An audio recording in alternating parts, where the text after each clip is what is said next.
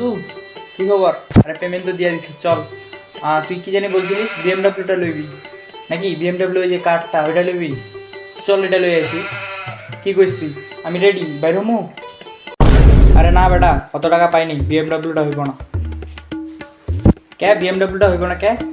ও তাহলে R15টা লই। চল ওইটা লই আসি, দুই ভাই একসাথে গাড়ি চালাবো। R15টা তো হইব না, কি ওইটা লই আসি চল। কি কইছিস তুই? আমি কি বাইর হমু? আমি বেটা রেডি, তুই খালি বল আমি বাইরেইতেছি। আরে না না, R15 হইব না বুঝছস, R15 হইব না।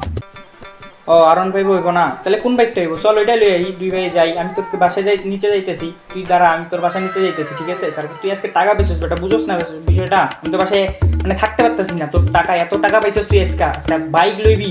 প্রথমে বিএমডাব্লিউর কথা বলি, বিএমডাব্লিউ যেতে হইব না, হয়তো বা কিছু টাকা কম পাইছো, সমস্যা নেই। R15টা হইব না, তবে নিচে আরো বহুত গাড়ি আছে, এসএফ টেসএফ আছে, একটা লই আসি। তুই তুই দাঁড়া নিচে, তুমি তোর বাড়ির নিচে যাইতেছি।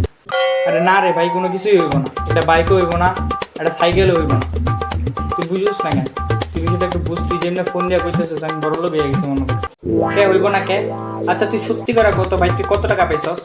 মানে কত ডলার পাইছস? তোদের তো ডলারের যুগ ভাই, আমরা তো পকেটে, আমার পকেটে 50 টাকা মতো আছে। তুই কত টাকা পাইছস, মানে কত ডলার পাইছিস? তুই যদি কই দিস তাহলে আমি ওই হিসাবে বলতে পারতাম যে তুই কোন বাইকটা বা কোন সাইকেলটা লইতে পারবি। তা কত টাকা পাইছিস তুই কইস না? পাইছি হচ্ছে 30 টাকা। 30 টাকা দিয়ে কোন বাইক হইব? কত?